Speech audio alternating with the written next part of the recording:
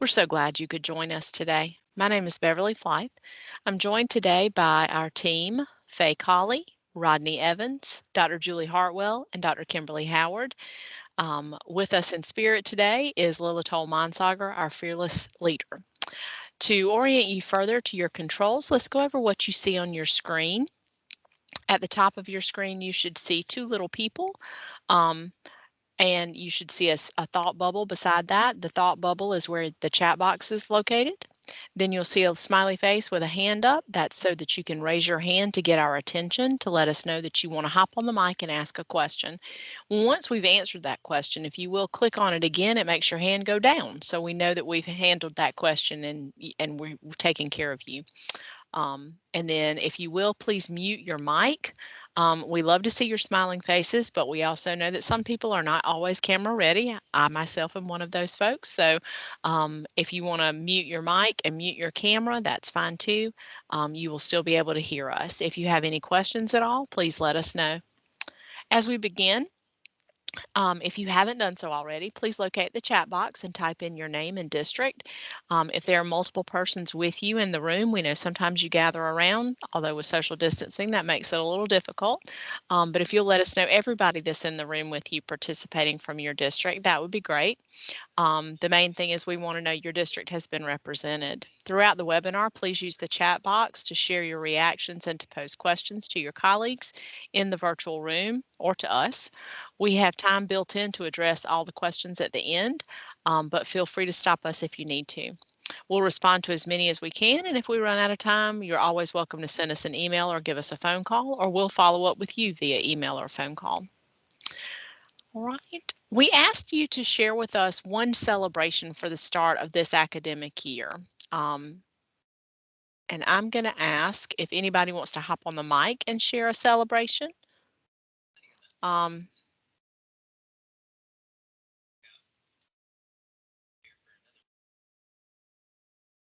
do see a question already from Trish Davis in Berkeley, but I'll handle that when we get to questions. I'm scrolling through the chat looking for celebrations.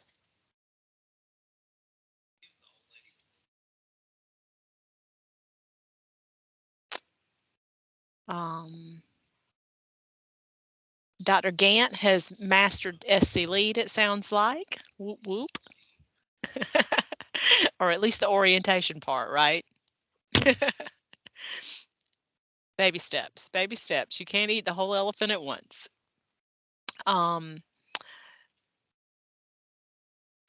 Let's see. I see a lot of questions already, and we'll get to that. I know several folks are working the chat box today, so we'll if you don't get your question answered by the end, please hop on the mic at the end of the today. Oh, Lila is in the chat box. So we are joined today by our fearless leader. Thank you for the information.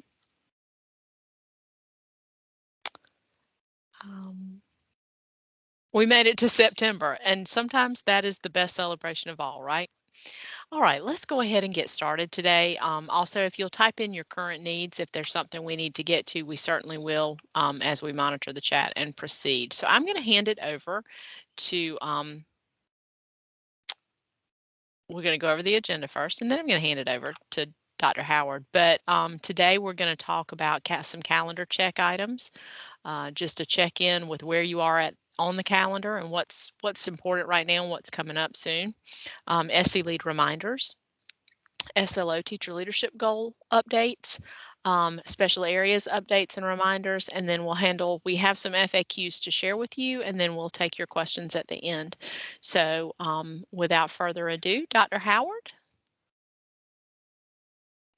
All right, good afternoon, everyone. So wonderful to be with you all this afternoon. in spite of everything happening around us. We just want to call to your attention some things that you should keep on your radar for the upcoming months. Some things should have already occurred, or if they haven't, then they should be occurring at this time. Specifically, looking at confirming that your special areas evaluators are trained and credentialed. Please keep getting them plugged into Moodle. Make sure that they're taking those assessments and that you're submitting those credentials to us so that they are updated in SC Lead. You should conduct your district evaluator trainings, orientations, and review of SC Lead um, sometime within the next couple months. Make sure you conduct those differentiated evaluation orientations for your educators based on their contract levels and include those orientations for SC Lead. Make sure those are signed.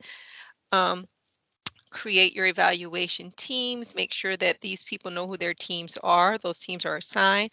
Go ahead and create your evaluations in sclead.org. Make sure you confirm that those initial settings are set up in SC Lead, including the current year's contract levels and evaluation levels for all those educators. You want to monitor your principal and teacher signatures in those SLO conferences, making sure those SLO conferences do get approved. Confirm that all teams have scheduled announced preliminary evaluation cycle observations within the next few months. And of course, those things are based on your ADEPT calendar.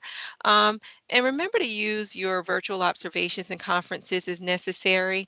As a reminder, our guidelines do allow for virtual observations to take place as needed. Remember, there are differences in observing virtually and in person. You should use your best judgment to determine what type of observation is not only available but appropriate. So if necessary, an observation can be scheduled for a later date. If that does become the case, just let us know what your needs are. If you need to make any updates to your ADEPT timelines and your ADEPT plan, just reach out to your effectiveness contact here in our office. We do want to call your attention to this tool that we had available for you last year, that NIET rubric companion document. And you'll see that link here. I'm going to drop that in the chat for you, but this is just additional support as you conduct those observations virtually. Okay, so I just dropped that in the chat. All right, and I want to address this FAQ because you guys are bringing this to our attention. We know that there's an issue going on in SC Lead with that add staff feature. It's not working as we designed it to work. Of course, it was supposed to be a workaround for SC Educator. If you are able to get an SC Educator and get your educator staff through that network, please do that. But we know that this feature is not available right this time. We apologize for that inconvenience, and we think that we are at a point now where we can start making some progress on getting this addressed. We've brought our teams together, our SCDE team, our SC Lead team, and our SC Educator teams, and we are hopeful that this issue will be resolved very soon. So just hold off on that. We do expect to see some changes there very soon. Okay. All right, I'm now going to turn it over to Dr. Trofler. She's going to talk to us a little bit about our PDEP assurances. Actually, this is Beverly again. I'm impersonating Dr. Trofler today.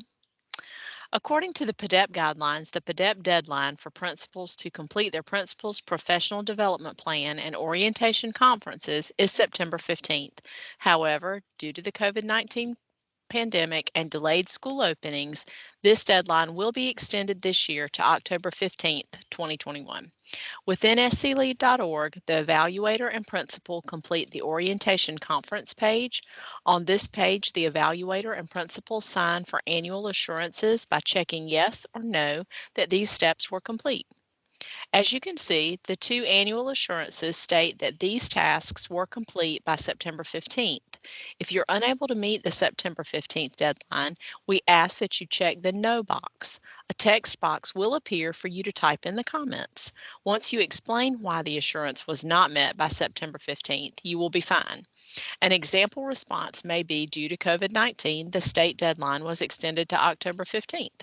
We met on September 30th and discussed the PDEP standards, criteria, guidelines, procedures, PPDP, schedule for observations, feedback, and supports. That's just a sample. All right. If you have any questions, please reach out to Dr. Trofler. And I'm going to hand it over to Faye Colley. Thanks so much, Beverly. Again, this is Faye Colley. In this very quick section, we will share a few timely reminders for how you can use SLE.org to help you and your educators track their evaluation process. So on behalf of the effectiveness team, we want to remind everyone that for the evaluation task you need to monitor in this time of the year, SE Lead can help as you create orientations and evaluations and assign evaluation teams. The Adept Bulk tools in SE Lead can help you manage multiple educators at the same time. So if you need more information, we'll have step-by-step slides for how to use these bulk tools at the end of our slides today. So feel free to come on the mic during our Q&A section if you have questions on the use of the bulk tools. You can also use SLE.org to monitor evaluation progress. Dr. Hartwell is now up next to share 2 of those reports. Thank you, Faye. We'd like to remind you of, as Faye said, a few of the reports that we know will be helpful for you as you manage the evaluation process this year. So we wanted to share 2. Let's start with the Staff Evaluation Observations Adept report. Okay, on this spreadsheet, in one spot, at a glance, you get a sense of how evaluation and completion regarding both the execution of the observation, the entrance of the data in SC Lead, and whether or not educators are signing on one spreadsheet, right? This is a very powerful tool in your arsenal of keeping up with it all as we go throughout the school year. So remember, if a school needs more support, if you have one particular school that needs more support than your other schools, you can also filter this report for just that school. Okay, you can filter the report for just that school and take a look at the columns with the arrows I have marked here, columns T, V, X, Y, Z. Really, you can look at any of them to kind of help you gauge process, right? So just take a look at column W, and you'll be able to, at a glance, see if the observation has been completed, meaning there's data in the system and everyone has signed, or if it's in progress, if one of those pieces are missing. And again, this is a report that is best used if you are using SE Lead to help you manage the evaluation process. If you're an import district, this one may not be as helpful to you because your in-progress data is being stored somewhere else. All right, let's look at the next slide. Dr. Howard talked a little bit about how you manage the SLO process. So you have a report to help you with this. So here you have the SLO's Adept report. This report facilitates tracking of how the SLO process is going by indicating in detail what signatures are in the system and whether or not the data behind the SLO is in the system. So we're not sure how many of you have ever used this report. So it'd be interesting to know if you could drop in the chat, just a yes or just a yes, really, if you've ever downloaded or reviewed this report to check your SLO status. Has anybody out there ever used this report? Trish? Yeah? Dr. Gant, see your hand raised. This is a really, Angelia, yeah, Nikki, Dr. Miller, yes, thank you, Dr. Nabinet, Melanie, Daniel.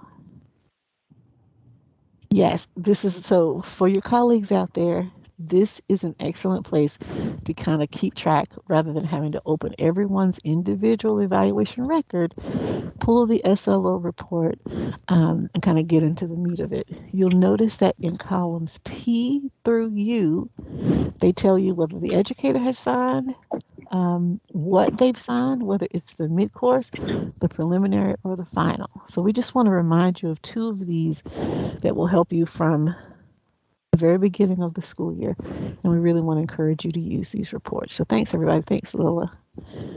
Lila's also used it, yes. All right, next up, Rodney's going to share, look even deeper into the SLO process and share with you a few updates and reminders. Rodney? All right, thank you, Dr. Hartwell. Good afternoon, everyone. All right, I will now cover SLO and teacher leadership goal updates for the current school year. All right, so we'll talk about updates to the SLO. As you know, the state board adopted the simplified SLO as the permanent professional growth and development template for classroom-based teachers back in June. The shift in Section 2 is really about trying to focus teachers in on data that they already have access to and to simply identify one high priority standard or one of our South Carolina profile of a high school graduate social emotional competencies to use as a reflection on student growth. And the instructional strategy section, we've added a reflective question in section 3 that also asks teachers to consider which inclusive learning practice is most closely connected to their work. This aligns with the changes to the environment domain. We want to make sure that the SLO process honors all the work teachers do to make sure the learning environment supports all students. That work is often unsung and unrecognized. Also, we've added the option to sign for the mid-course conference, which also aligns to our SLO business rules that you can see in section 4. In addition to the template, we have also updated our SLO resources to support your work with teachers and staff in your district. The SLO resources page includes updates to the SLO template as well as updated examples of SLOs. And what I'm going to do now, for you all who may not know where our SLO webpage can be found, I just dropped the link in the chat box for you. So feel free to explore our SLO webpage. All righty. The teacher leadership goal. Okay, some of you may be familiar with the teacher leadership goal, also known as the TLG. And for those of you who are not, we've gotten some great feedback on the option to do a teacher leadership goal in the place of an SLO. So I'll just take a moment to recap what the teacher leadership goal is. First, we'll talk about the what. So, of course, we've gotten feedback from you, our EPPs, and induction and mentoring coordinators that finding teachers who are willing to coach and support other teachers has been difficult. Although we can increase the stipend you give mentors, we did want to think about other ways to honor the importance of teacher leadership and building a culture that retains and grows great teachers. Our office thought about what could be done to incentivize and honor teachers who are already strong in the classroom and who choose to take on additional work to gain and share expertise or to coach teachers. From this came the optional. And again, I'll repeat, that is definitely optional, okay? The teacher leadership goal. We recommend for districts and school leaders to allow teachers to substitute the teacher leadership goal for the student learning objective for teachers who are seeking recognition for specialized teaching expertise or for coaching teachers. Districts also have the flexibility to allow educators to use the teacher leadership goal as an additional PGDP goal in addition to the SLO. Now, the tricky part can be the when. A teacher leadership goal is an appropriate substitute for the SLO in two cases. First being for a lead teacher, a teacher who is accountable for the growth of other teachers, teachers who coach pre-service or in-service teachers, a cooperating teacher, mentor, coach, or hybrid teacher leader will qualify as lead teachers. And secondly, a master teacher, a teacher who is actively seeking recognition of their expertise in teaching, teachers who are pursuing national board certification, a stack of instructional micro-credentials, or another formal certification or recognition that is assessed externally will qualify as emerging master teachers. We have had districts ask about numbers. Does a teacher need to have multiple mentees or teacher candidates to be eligible? And the answer is no, okay?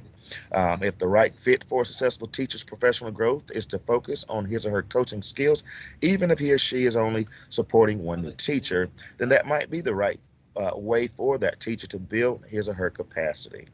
We've developed a one-pager on our effectiveness website that explains the TLG more in detail, and I will also drop the link for it in the chat box.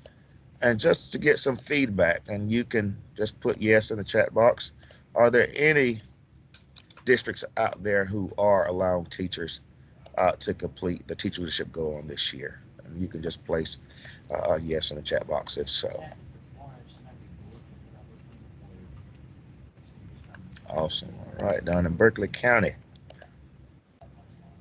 Okay, Richland 1 on the pilot. Okay, down in Rodney, you Willis. have a question in the chat also regarding the TLG.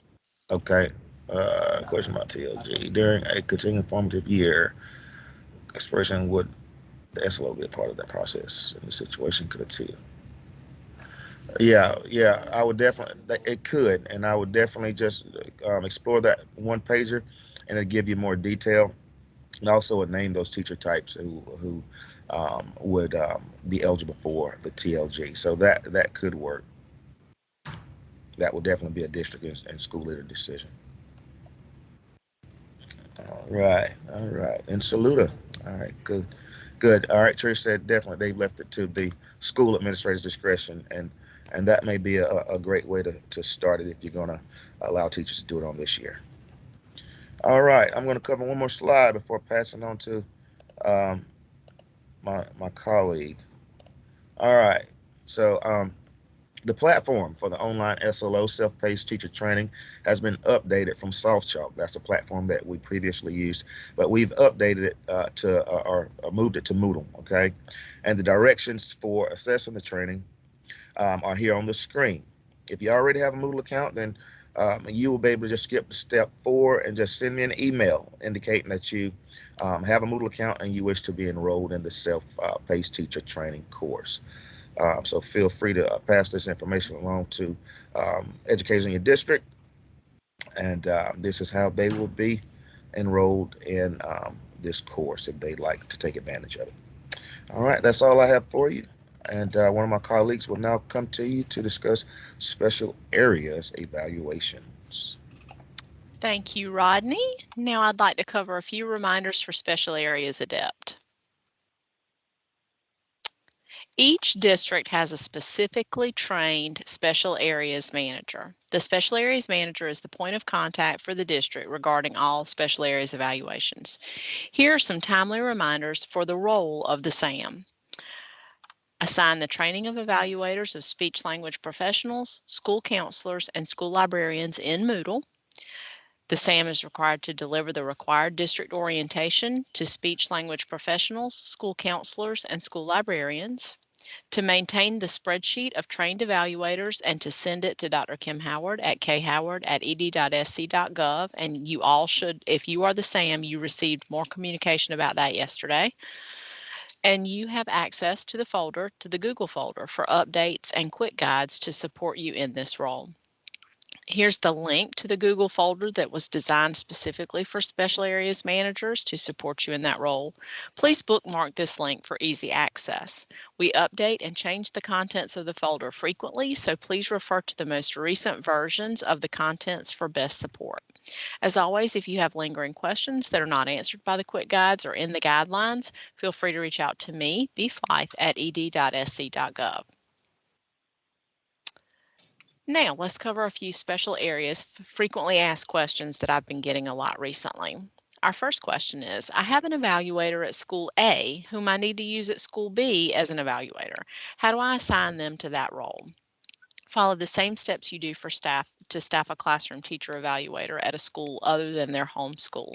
You use the Add Staff feature, and then you set their position to educational evaluator and their role to district staff.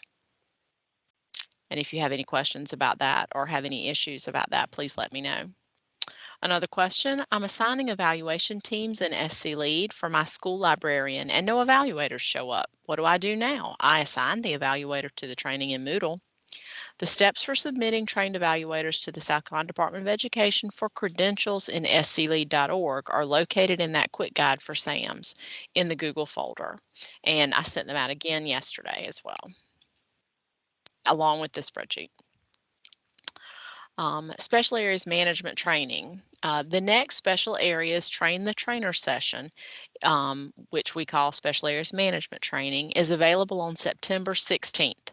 This will be the last planned Special Areas Manager training for fall. If your district has made a change to your SAM or needs to make a change to your SAM, please communicate that change immediately to me and then via email, and then make certain that that person is trained. If they aren't already trained, they will not have access to Moodle or to the SAM folder until they become trained. So please, if they haven't already been trained and you need to use them as your special areas manager, please make sure they're enrolled in this September 16th training. And then one adept FAQ that we have been getting this year hasn't quite begun yet, it hasn't begun quite as planned. What flexibility is available? The 2021 guidelines allow for virtual observations, virtual conferencing, as well as induction walkthroughs. We're always monitoring, this is where we are right now. We're always monitoring the situation, and we may need to be more flexible as the times and the numbers change. But as always, we're here to best support you and the teachers, and we welcome your feedback. And now we will take any questions that you have. If you have questions you want to hop on the mic and ask us, or if you would like to type them in the chat box, I'm happy to address anything that's in the chat box at this time. So let's see. I'm looking at the chat box and I don't see anything. So if you have any questions, please feel free to ask us at this time. If you don't have any questions, those other slides that Faye referred to and Julie referred to in their sections are available in the slide deck that you were sent previously. So if you have any questions at all, we'll be around for the next little bit, and we're happy to entertain those questions. If you don't have any questions and you have other things to do, I can't imagine what you would need to do today. But if you have questions or don't have questions and feel like you have learned everything you need to learn from us for right now, we wish you the best afternoon and a wonderful rest of your week. Beverly, we had some questions around TLG, but from Daniel Odo and Richland 1, but Rodney has taken care of those in the chat. Okay, great. Trish had a question. Well, let's start with Angelia. Are we still planning on changing from, I'm assuming she means PCS to SC Educator? The new system is called SC Educator. Mm-hmm. And PCS is no longer. It's SC Educator, or that's my understanding. If I'm wrong, somebody can correct me. But that's accurate. We've already made the switch from PCS to SC Educator. I think the part that's up, and somebody can correct me if I'm wrong, the finance part of SC Educator is live. The certification part of SC Educator it hasn't launched yet, but the finance side is the part that's up where you go in and change teachers' locations and things like that. That part is live at the moment. So here's a question Trish is posing to the group. Would anyone from a district that piloted special area evaluations be willing to share any thoughts or tips? Or if you have a sample school counselor plan or student growth goal that you'd like to share. So can anybody hop on the mic and maybe talk about some things that have worked with you or worked with folks in your district about how to launch special area evaluations? Trish, anything specific you want to get some tips on? Can you hop on the mic and let us know? We are, as I'm sure everyone is aware, COVID is not immune to central services staff either. And my staff doesn't work during the summer. And so it's been a flurry of activity. Even though we thought we had kind of done some prep work with the rubric in the spring, which we did.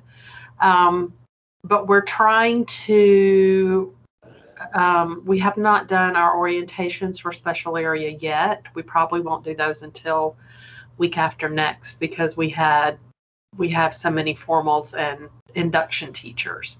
And of course, we're still hiring. So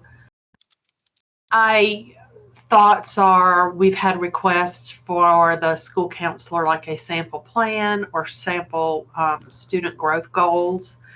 And the other thing is with regard to the speech language professionals, when we're looking at what we ask our mentors to do. So I know that Dr. Howard clarified they would need to do a POP each, the preliminary and the final evaluation period. But would that necessarily have to be, could both of those be on a therapy session rather than one an IEP session, an IEP meeting? Because then you have to look at getting permission from the parent for them to attend. And we're just trying to do everything we can to not, I hate to say make it easier, but I know y'all know, I think everybody thought we were going to come back to a new normal this year, and it's still been really challenging. So we're just trying to do everything we can to support our people. Good question, Trish. We have not specified that the mentor has to see one of each type of observation. Like you said, we do not want to make this any more difficult for you. We just want to make sure that those mentors are there to support those teachers and can come in, or those special areas educators in this case, and can come and provide them some support with their actual instruction. So if it's 2 therapy sessions that they are able to observe without having to go through the legalities of an IEP meeting, then certainly that's what should happen. We don't have any specifics surrounding that they must see an IEP meeting. Okay, we were just thinking that might just take a little of the prep work out.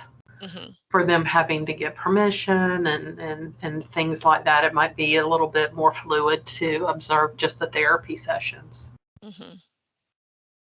I think we're just trying to outline what, I'm sorry. Go ahead.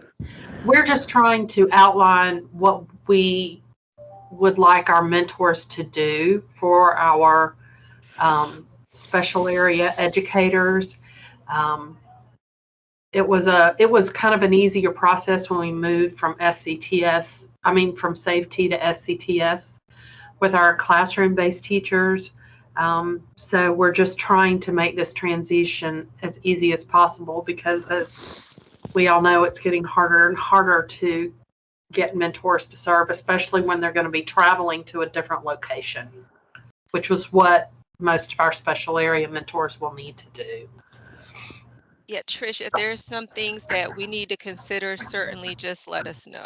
Just if there's anything we can do to make that process smoother for you, just let us know. Thank you. I think, I saw a chat about exemplar stuff. Okay. Sorry, Beverly. I'm just catching up. That's okay. I answered that question for you. Also, one of the things that I would point out that was part of the roundtable discussion when we designed the SLP evaluation model and talked about that mentor piece was, demeanors and interactions are very different when that SLP has to negotiate between parents and administrators and students versus that therapy session when it's just this SLP and the student. I find it vital that those SLPs, especially new SLPs, get feedback on their interactions, their body language, how they carry themselves, things not to say, things to say, and so that's a huge opportunity to coach and mentor someone. And so we would hate for that to be taken out, especially when IEP meetings are a huge part of their role. So you're saying I'm trying to, so the mentor you would promote observing an IEP meeting?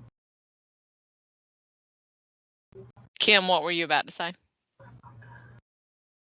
Well, I think what we were saying is conflicting, and I think that's why Trish is confused. I'm saying that we do not have regulations specifying that the mentor must see one of each.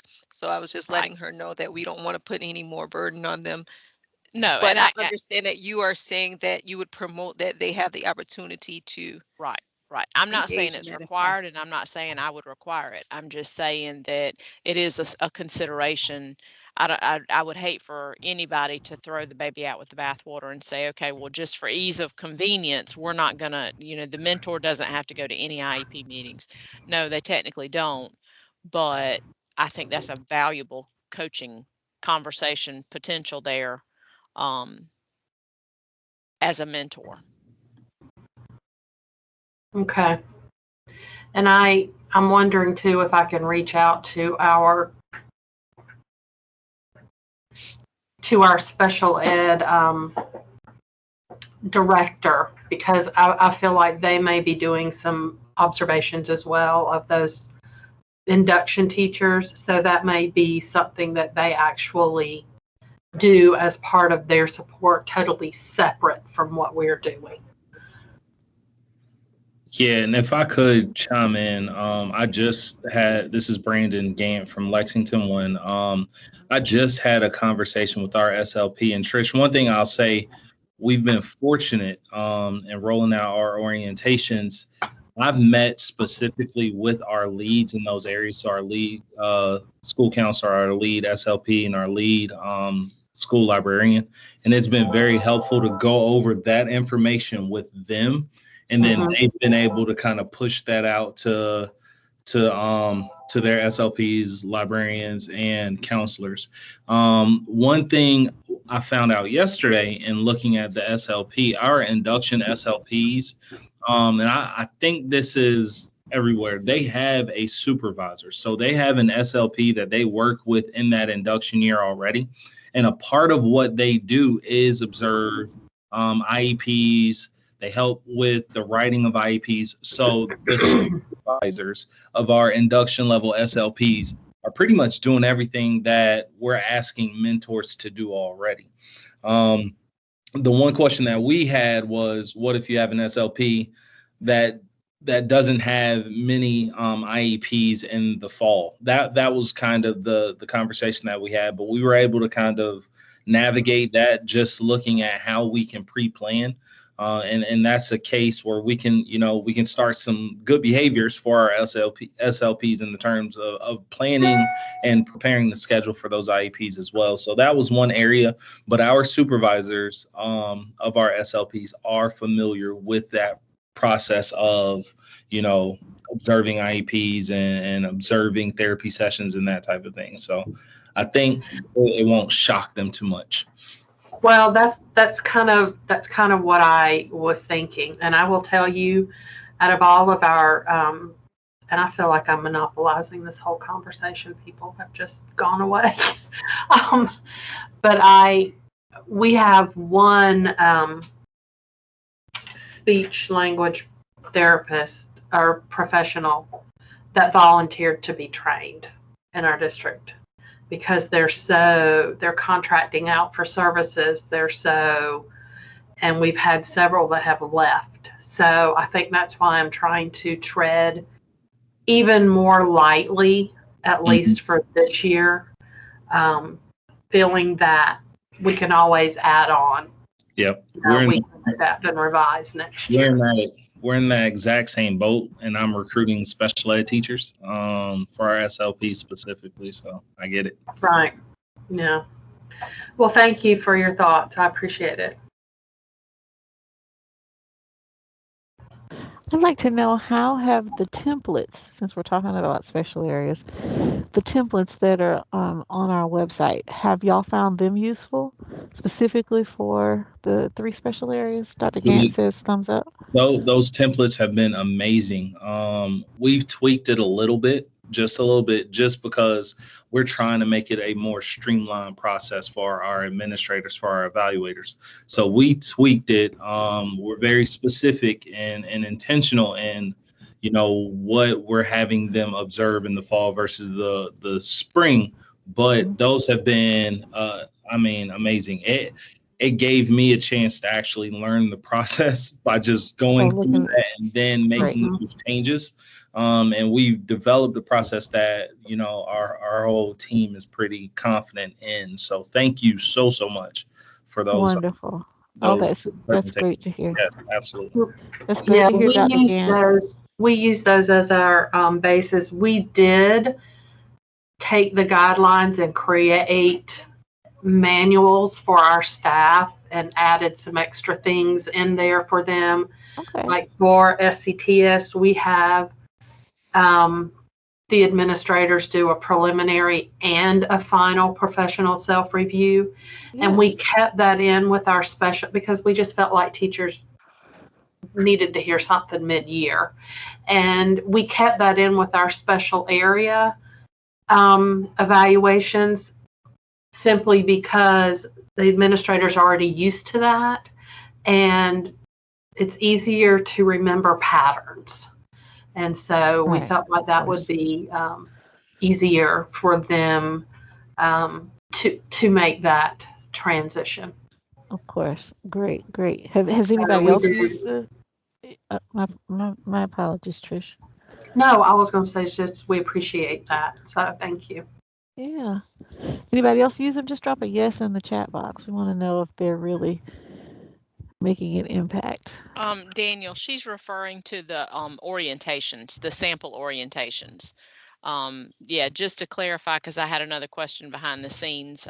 We do not have the forms like the student growth goal and those kinds of things. We do not have those templates on the website. They are embedded in SC Lead and they are appendices in the guidelines. But the templates that Julie is referring to are the orientation, the sample orientation PowerPoints that we provided to you.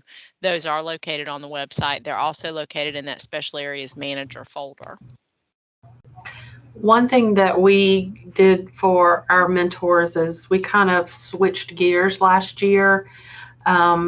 And because some mentors have still not, for classroom-based teachers, been SCTS trained, and they were hesitant about scoring. It made them feel like they were evaluating. So we are going to use for our special areas, the forms that go along with formal evaluation for our mentors. We're keeping the area of reinforcement and area of refinement and the required questions, but we're taking off that scoring piece. So it will be very similar to what our induction teachers will be doing with their administrator. But we have just found that our mentors feel more comfortable having those conversations without having to. They feel like more they're in that evaluator mode. So we had gotten some feedback about that and kind of switched that. So that's kind of what we're planning to do with our mentors with special area as well.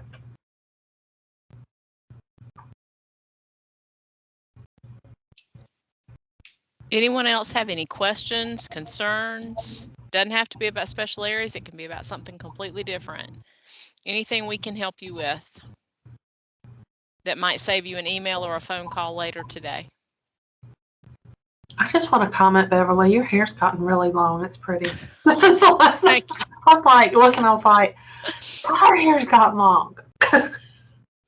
Longer and thinner. The older I get, longer and thinner. Yeah, mine is shorter and thinner.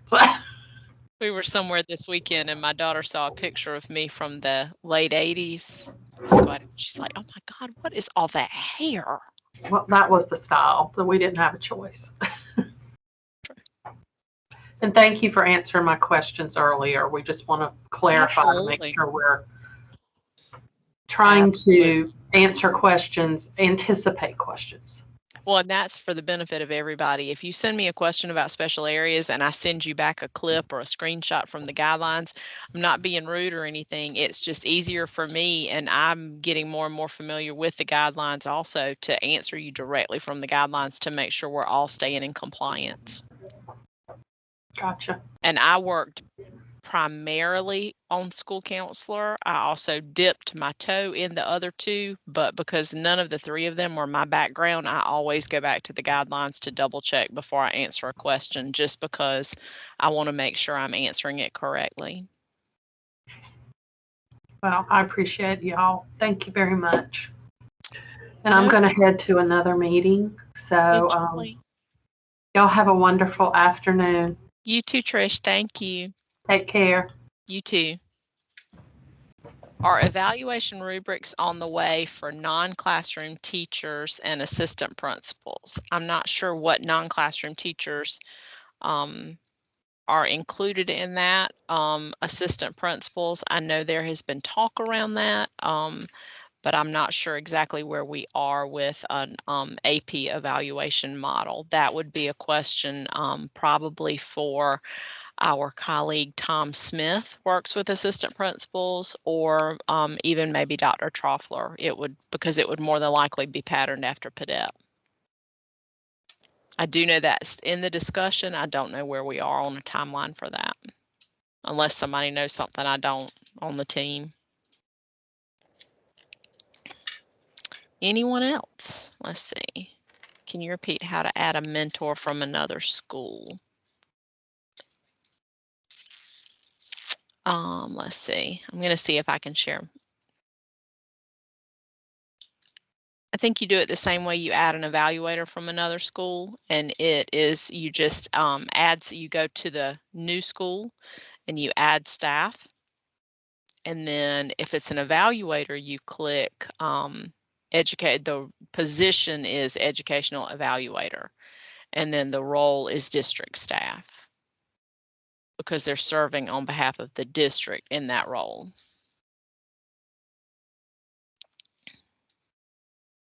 And you may have the mentor option. Julie, do you know? Instead of educational evaluator, can they add, is mentor one of their options for position? I'd have to check. Yeah, I would too. But you can scroll down. That list is pretty long. I think we pulled that list from PCS or from the old PCS, so it has a lot of different options.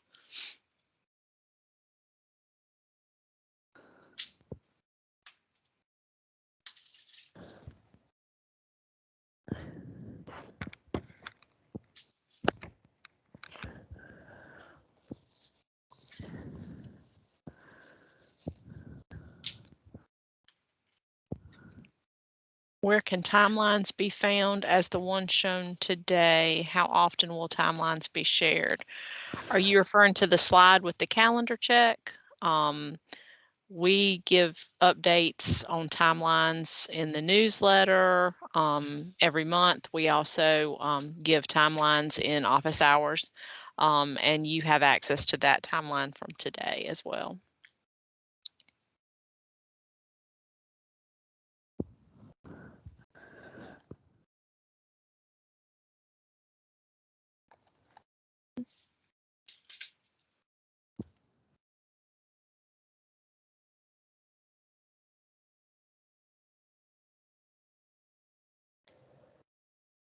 I have a question. This is Charlene Doctor. How are y'all doing? Hey, Charlene, how are you?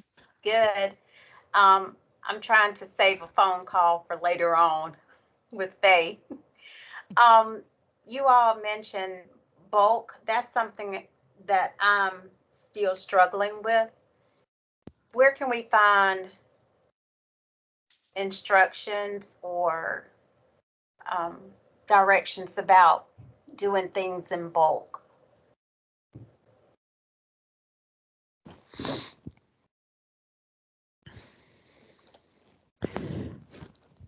Charlene, there are help guides on the on your homepage when you sign into sclead.org. And the help guides say things like, I think it's one that's under either the district or the administrative piece that says add teams, add evaluation records, something to that effect. And they will provide you with screenshots and steps that I do believe include bulk tools. But what the bulk tools will do, for instance, you have to create the 21-22 line item for this year's evaluation record. So before we created bulk tools, you had to go in there and do them one teacher, one educator at a time. But now you can go in and do whole schools or by contract level. You can do many, many folks or just a few folks at a time. So you first have to create their evaluation record. So you would go in, bypass that first page unless you know how you want to create them. I think it's press submit or search. And then you're going to see a list of educators. From that list of educators, choose the ones. Let's say you're creating evaluation records, 21, 22 evaluation records. Make sure you don't select all, because you want to be very strategic in folks you create evaluation records for. So if you go through and select the specific people you want to work with, I think you just have to press submit after that. And when you go under the evaluations tab, you'll see there are 21, 22 records. And I think on the presentation, I'm not sure if we had a slide of that. Yeah, and Faye also dropped the video that breaks down how to create Great. those Oh, thank you, Faye. evaluations. Thanks, Rodney. Thanks, Faye. I didn't even look in my my chat box. But yes, can anybody share the video again? I mean, share the PowerPoint again? The one for this office hours? Yes. Yeah, hold on just a second.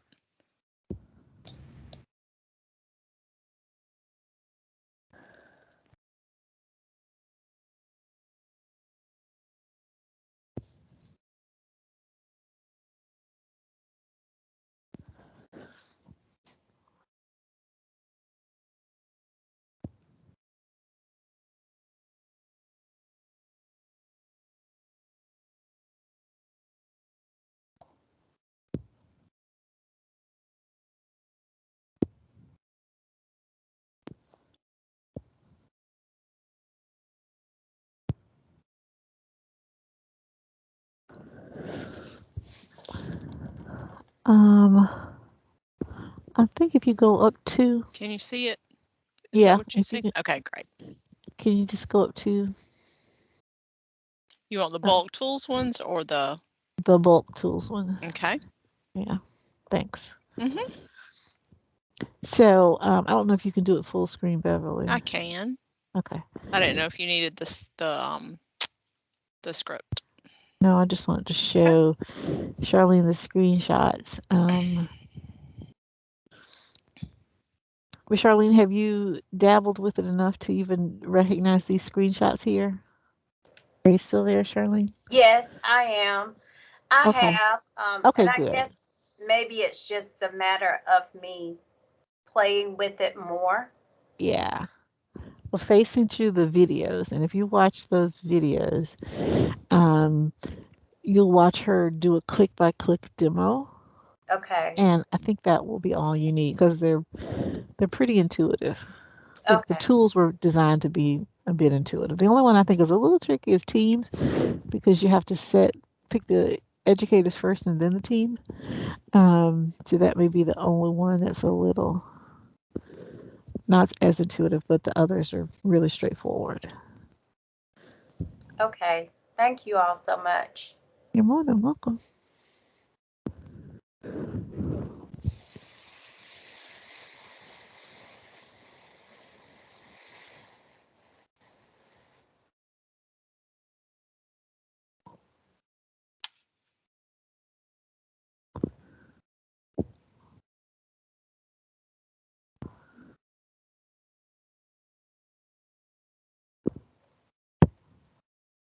Any last minute questions? We've got about 5 minutes.